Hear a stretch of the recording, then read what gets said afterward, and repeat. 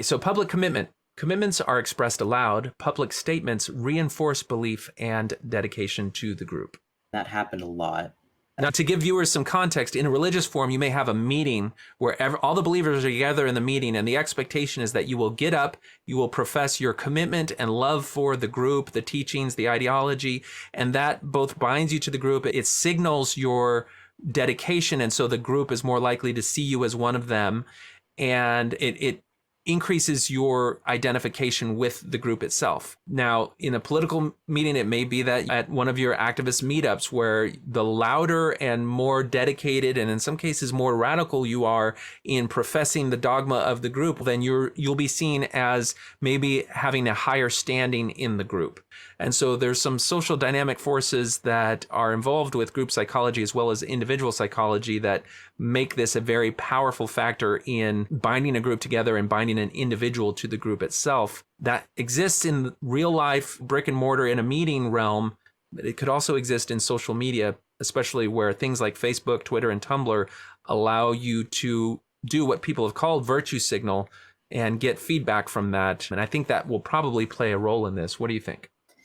Yes. So first I was thinking of like protests, for example, where people are shouting chants and so on. But I also thought about, like, for example, if someone huge gets canceled or something, then that'll be an opportunity to show commitment. So for example, when J.K. Rowling started talking about trans issues, this was right before I detransitioned. So I would have posted articles about why I disagreed with her. Well, I don't disagree with her anymore, but I would have posted basically about how she was an awful person, etc.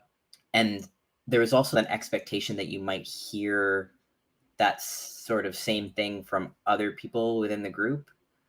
And if they didn't, then maybe they weren't as committed as you, or like they didn't care as much. It would be more framed as you don't actually care about trans people if you don't do this.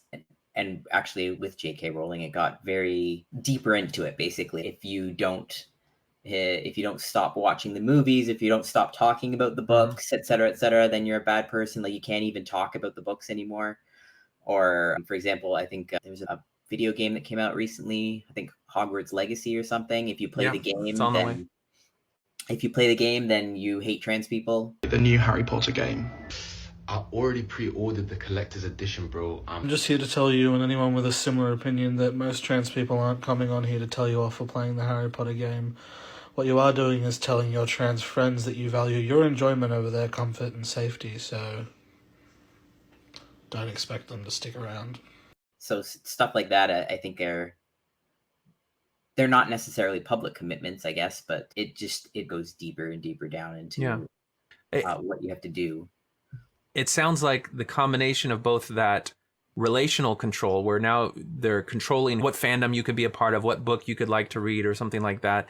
But then there's this element of public commitment where you have to publicly condemn it. You have to publicly profess that it's a problematic thing in order to maintain and or establish your standing within the group itself. And when you see this in other groups, it tends to lead to radicalization, because then it becomes a competition of who can be most vocal and more extreme in your criticism or in your calls to action, because the degree to which you're extreme signifies how committed you are to the ideas.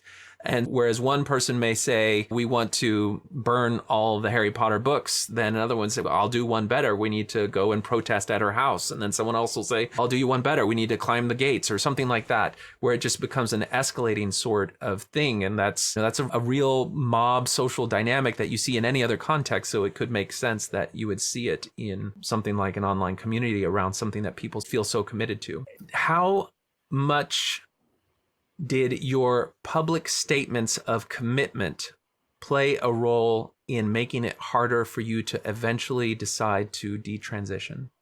I think particularly early on, it would have been more difficult. And actually now, as we're talking about it, public commitment, there's also that aspect of coming out, which is making a public commitment itself, is coming out and being like, I'm changing my name. This is what I'm changing my name to. These are the pronouns I would like you to use for me now, I think is also another extremely hard commitment. It's No, I very, agree. That totally falls in this category. yeah, I didn't think about that, even though it's the most obvious one. We've heard other detransitioners talk about how the fact that they were so adamant about pronouns around the new name and around all of the different things that they would get into constant fights with their family, correcting them whenever they misgendered them or whenever they made a statement about sex or gender that was contrary to the ideology. And because they had been so assertive in those public statements, that when it came time, if they internally decided that it was no longer something they believed and they wanted to detransition, there was a sense of shame or embarrassment in now having to go back to those family members and admit that they think differently now. And that may mean that they were wrong before. And that the humiliation associated with that served as something that made them put off actually going through that process because of the discomfort. The same thing for being public in a workplace or even online social media, particularly now that there's a stigma for detransitioners within the wider social justice narrative. Did that play a role in your own story, or did you see that play a role in other people's stories? Yes, and it is difficult because I think this is the crux of it, the whole public commitment thing. And the fallout of it is the crux of detransition is you are now going back on the previous public commitment and making a new one.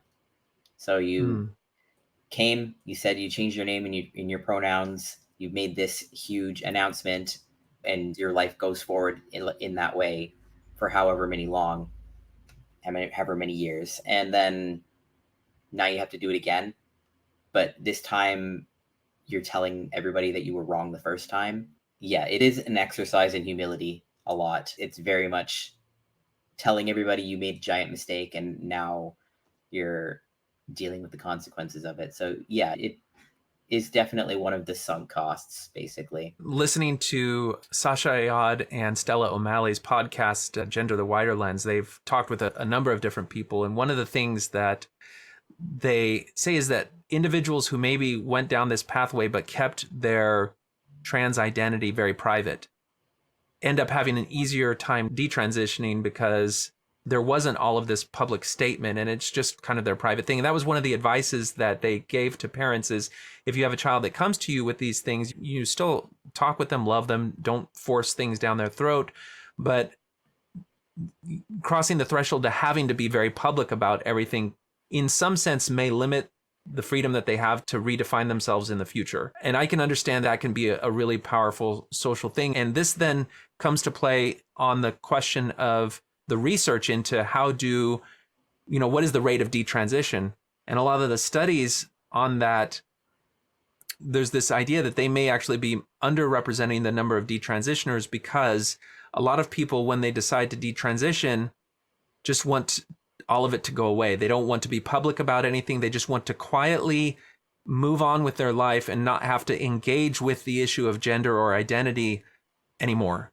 And so it's easier to simply not respond to any subsequent questionnaires, not participate in any follow-up research, which then takes them out of the research model.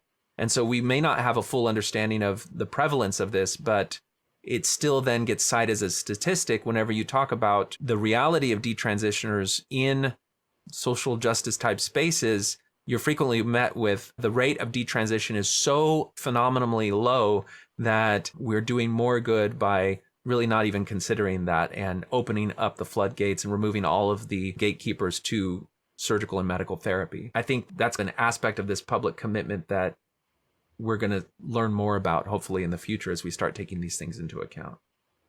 I agree, yeah. All right. So on the question of public commitment, what do you think? It's probably severe. Okay. Now that at first I was just thinking more like intense, but as I was coming to remembering how there's so many public announcements that you make, especially if you're within activism, but if you're part of social media, if you're on social media, like it's what everyone's doing is just constant public commitment. Actually, I think this is still a thing, but when I was first transitioning, it was really common for trans men to do 1 week on testosterone videos, 2 weeks on testosterone, 3 weeks, and just like mapping all of the different changes that are happening to their body, and even I made those. And I think that's another version of the public commitment. Just got back in from the doctor. Woo! Woo! First two shot. Woo! I'm finally on testosterone. 1 month on testosterone. You guessed it. Yes, I am. It is 1 month. It's been a month. 1 month. 2 months on T. Hello everyone, it's Ryan. This is my voice. 3 months on T. 4 months on T. My name is Ryan Flores, and this is my voice. 6 months on T. I've been feeling pretty dysphoric about my chest, and I've been thinking about top surgery a lot. It's been on my mind. What's up everyone, it's Ryan here. I'm still building muscle, going to the gym, working out. I'm putting in the effort to make that happen. My vascularity, that has definitely increased. I am able to see it. I think you're probably aware that I finally got my name legally changed. Now it's a year. I'm a year on T. You have no idea how much I've appreciated the support and the love coming from you guys. Some days it was all that kept me going. Oh, Yeah. no, that's a good point. In my own exploration of this topic, I realized that there were a lot of social media influencers, which are generally teenagers or young adults, going on this journey that are then sharing their perspectives and their ideas with an audience, in some cases, massive audience, usually of other teens and young adults. And I saw them make statements that I think would be borderline unethical for therapists to make, just in terms of how their experience may not carry the same weight for everyone else. And then to think of how could a teenager or a young adult interface with this type of media, this type of influence, and be able to draw the line between appropriate and ethical statements and inappropriate and unethical statements. Hi, I'm Jackson Bird, and today I want to talk about doubt. One of my favorite topics, apparently. But specifically today about doubting your transness, whether it's when you are figuring out your gender, deciding if you want to transition in some form, or even doubting things after you transition, after you've been living in your affirmed gender for a while, because, spoiler warning, that doubt still happens. But before we dive in, let's take a minute to talk about today's sponsors. You guessed it, my pals at Dollar Shave Club. Even if you're doubting some bigger picture questions about your life, Dollar Shave Club can build up your confidence by helping you look, feel, and smell your best. Especially in some of those earlier phases of coming out and transitioning, buying hygiene products can be really stressful. Now, Dollar Shave Club is offering a chance to try their facial cleanser for those of you who have been curious, along with their popular shave starter set for just $5. But let's get back to talking about our mental, emotional confidence, or lack thereof, especially outside of queer circles, although, like, God bless the queer trans people in my life who affirmed me as a man, even pre-T with my long hair. But apart from awesome people like that, I knew most people weren't seeing me as a man, and truthfully, like, I wasn't either. I was trying to, and I felt it deep inside on a certain level. But on another level, I knew that having not lived in the world as a man before, I didn't know what it meant to be a man. I want to make it clear here that I'm not defending anyone who refuses to see and refer to someone as their affirmed gender. I'm just saying that from the individual trans and non-binary experience, it's okay if you don't see yourself as your gender just yet. And it can be hard to start feeling like your gender when the world doesn't see you that way. Like, you can be absolutely assured in your gender, have been for years, but if you regularly experience other people questioning your gender or misgendering you, then it makes perfect sense for that doubt to creep into your own psyche. It does not mean that you're not who you know yourself to be. It just means that some other people suck. Anyways, link on screen and below to pre-order my book, Sorted. Thank you again to Dollar Shave Club for sponsoring this video. Remember, if you want to get that $5 shave starter set deal, you can go to dollarshaveclub.com/JacksonBird. Thank you all so much for watching, and I'll see you next time. It's really difficult. I'm a physician, and in my training, there was attention paid to those sorts of boundaries, but even that is hard to understand, and it takes training and education to do that in. And so for me to see that this is what now the youth are exposed to when they go online in these forums like YouTube or like TikTok, it's, I think, calls for a greater degree of awareness on the part of the parents of children of just what types of influence social media can have. So with those things said, both the coming out as well as having to engage in social media activism, call out the problematic things, as well as mapping your own journey and putting a positive face on the trans experience, how do we score public commitment? Severe. Okay.